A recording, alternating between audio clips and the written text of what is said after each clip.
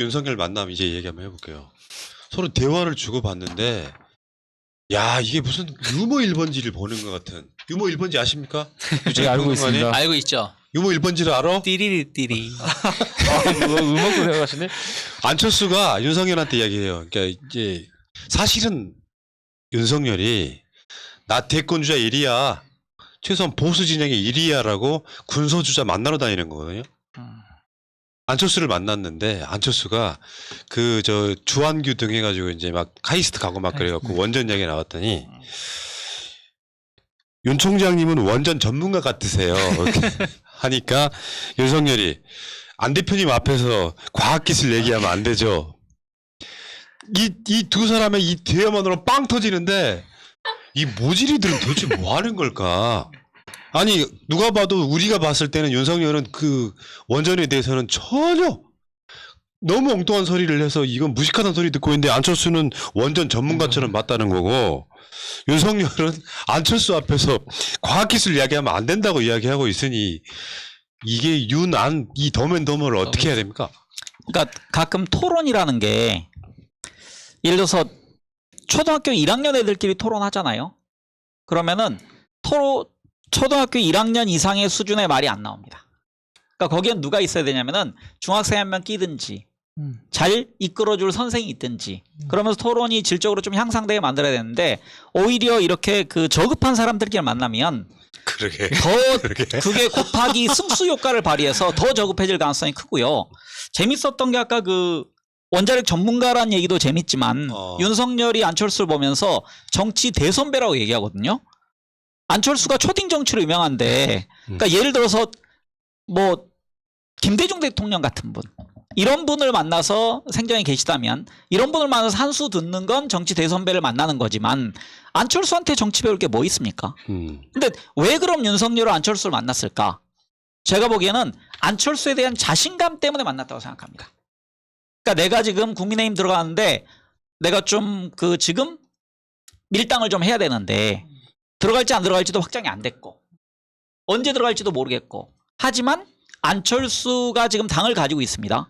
그리고 우리 둘이 경합을 한다면 여론조사에서 나는 너를 충분히 이길 수 있다. 그 어떤 방식으로 하든지 간에. 그렇죠. 그래서 내가 너를 먹잇감으로 장외 국민의힘 밖에서 몸무게를 키우겠다. 그래서 너는 나의 희생물인데 지금은 정치 대선배라고 칭해줌으로써 나와 좀 친하게 지내면서 결국은 나의 간식거리가 되다오 라는 시각으로 만났다고 생각합니다. 저도 황 작가님 말씀에 뭐 동의하는데 일단은 두 분이 만나서 답정너인 것 같아요. 서로 뭐 윈윈해주고 좋아 칭찬해주고 뭐 답정너여서 재미있고 코미디 같은데 그런데 이거의 본질은 저는 윤석열의 시위다.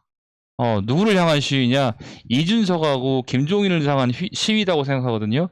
이준석이 계속 버스 출발하니까 들어오라고 하고 그리고 김종인은 원희룡 만나가지고 국민의힘이 뭐 하고 있는지 모르겠다. 그리고 뭐 윤석열의 지지율에 특별한 의미가 없다. 이런 얘기를 하고 이런 상황에서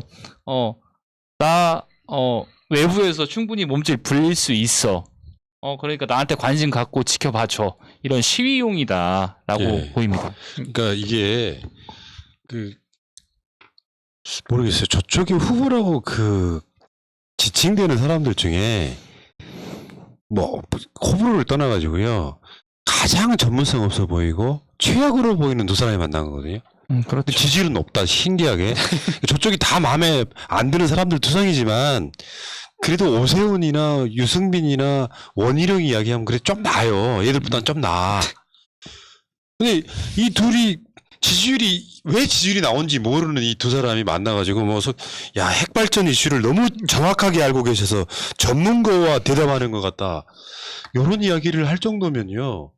진짜로 안철수는 초딩만 또 못하는 거고요. 윤석열은 또 솔직히 말해서 안철수가 무슨 과학기술 전문가입니까? 그냥 의사잖아요. 과학기술을 제가 얘기하면 안 되죠 하면서 이렇게 우리가 보기에는 한참 떨어지는 애들이 자기들끼리 보고 덕담하는 게 일단 되게 웃겼고요. 그러니까 이거를 분별할 능력이 되시면은 저는 민주시민이고 이게 멋있어 보이면 그냥 대한민국 사회 수구 세력인 거예요. 그러니까 유치원 애들이 만나서 너는 뭐 군대 대장하고 나는 뭐 우주 사령관하고 그런 식으로 둘이서 지금 놀이 그렇죠. 적절한 비유인데. 요구르트 한 잔에 취한다 이거 아니에요 지금. 아무튼 근데 진짜. 윤석열은요, 실은 아니 두 사람의 만남은 저는 안철수에게는 득이 된다고 생각합니다. 정치적으로. 왜냐하면 지금 안철수는 점점 소외되고 있거든요.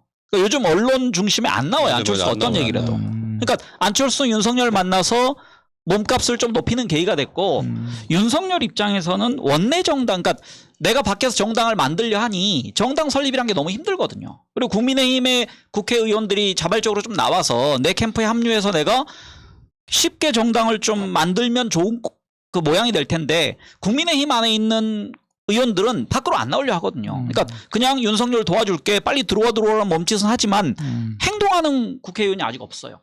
그렇기 때문에 윤석열 입장에서는 세석밖에 안 되지만 원내에 그래도 틀을 가지고 있는 이 국민의당을 잡아먹음으로써 그 나중에 명분이 좀 생기거든요.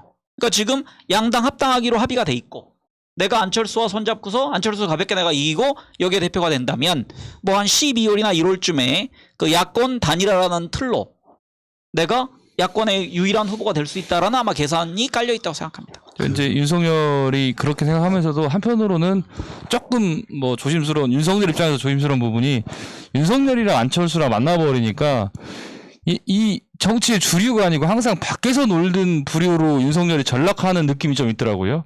쟤도 안철수의 길을 가는 거 아니야? 이런 느낌이 드는데 그런 부분들은 윤석열은 좀 경계해야 되지 않을까 싶습니다. 그 안철수하고 윤석열하고 만남을 갖고 이제 기자들이 앞에 와 있잖아요. 막 질문 같은 걸 막 하는데 그 사건이 일어나죠. 윤석열한테 좀 애매한 질문을 하니까 총장님 저거 자파합니다 하고 그냥 그 인터뷰를 쌩까게 만드는 녀석. 그 나는 윤석열이요. 이 갑옷, 검찰총장이라는 갑옷을 입고 섰을 때는 예를 들어 뭐 한참 이제 문재인 정부랑 막 틀어지기 시작할 때 뭐 부패 안판 뭐 이딴 식의 이야기 할 때랑 다르게 윤석열이 최근에 기자들한테 하는 이야기 보면요. 그냥 무슨 아바타 같은 느낌이 들어요. 그러니까 세련되거나 호감이 가는 캐릭터가 아니라 어찌할 바를 몰라가지고 그냥 입력되어 있는 대로 AI처럼 말하는 그게 옛날에 안철수였습니다. 뭔가 어떤 그 탄력적으로 뭔가를 대화할 수 있는 사람도 아니고 처음에 집 밖에 나올 때 탈원전 딱 입력되면 딱 그렇게 이야기하고 그냥 쓱 사라지는 그런 캐릭터인데 정도 안 느껴지고 근데 김건희에 대한 이야기라든지 이런 질문들이 막 나오면은 문제 없다 뭐 이런 식으로 이야기하는 걸 보면서 저거 금방 무너지겠구나. 이게 언론들이 지금 점점 그 김건희나 윤석열 기사가 많아지는 이유가요. 약간 보복 심리가 있어요. 그 캠프에서 지금 기자들을 대하는 모습이나 윤석열 쪽이 워낙 그런 그 정무적 감각이 없다 보니까 언론들이 보기엔 건방져 보이는 건데 예를 들면 누구한테는 단독을 주고 누구한테는 안 주고 막 이 과정들을 거치면서 한번 심정적으로 틀어지잖아요. 그러면 캐비넷에 있던 기사 다시 꺼내서 던지는 거예요. 지금 내가 보기엔 그런 흐름이 보이거든. 그러니까 어제 홍준표의 말처럼 정치권에 나오는 신상품들을 국민들이 높이 평가하는 경향이 있거든요. 그러니까 안개 속에서 마치 100m 앞에 어떤 사람이 딱 나타납니다. 실루엣으로 보이면 굉장히 멋있어 보여요. 하지만 그 사람이 우리 앞에 한 걸음 한 걸음 다가오기 시작하면 그 사람의 그 얼굴에 흠결도 보이고 그다음 몸에 있는 때도 보이고 등등으로 본질이 평가되기 때문에 윤석열은 이 부분에 대한 두려움이 좀 있는 것 같아요. 그러니까 내가 정당에 들어가면 홍준표, 유승민, 하태경 등등이 나를 얼마나 물어뜯을까. 그러니까 밖에서의 본인에 대한 공격도 두렵지만 국민의힘에 들어갔을 때 링에 가둬진 상태에서 당할 그럴 공격. 기다리고 있는 하이에나들에 대한 두려움이 있어서 저는 밖에서 계속적으로 지금 이런 행보를 많이 하면서 간보기? 그러니까 간보기 전문가 2명이 지금 연대를 했습니다. 간연대. 간연대. 네, 알겠습니다. 자, 대화의 참, 야, 핵발전 이슈를 너무 정확하게 알고 계셔서 전문가가 대답하는 것 같다. 이 눈엔 그렇게 보일 거야. 실제로 뭐 제가 원전을 직접 가보거나 그런 사람은 아닌데 하도 이슈를 많이 다루다 보니까 방사능이나 원자력에 대해서는 핵심이 뭔지에 대해서 난 정확히 알고 있다고 생각하거든요. 정말 조심스럽게 다뤄야 될 에너지 바꿔낼 수만 있다면 최대한 빨리 대체 에너지를 찾아야 된다고 생각하는 에너지, 그건 누구나 다 공감하는 얘기 아니에요? 이거를 친환경 에너지라고 말씀하시는 분을 보고 전문가라고 칭하는 안철수 이 모질이를 보면서 얘네들 대한민국 정권 잡으면 정말 대한민국 젖되겠구나 이런 생각 한번 해봤습니다. 여기까지.